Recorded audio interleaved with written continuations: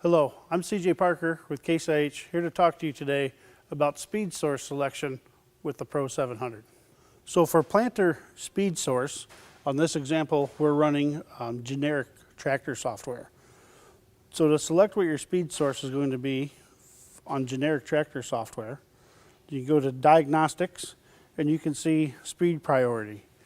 Right now it is set on tractor planter. So it's going to get the speed from the tractor, whether that's GPS or radar or tractor wheel speed. And if anything happens to those speed sources, then it's going to be looking for a wheel speed sensor on the planter if it is available. The other option, if a wheel speed sensor is installed on your planter, would be planter tractor.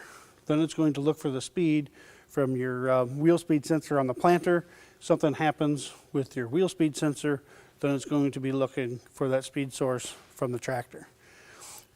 If you're hooked up to a Case IH tractor, whether running large tractor software or medium tractor software, you would be able to select your speed source by going to Toolbox, and then you would have a tab at the bottom called Speed, and then Speed Source, where you could select to run tractor wheel speed, tractor radar, or tractor GPS if it is available.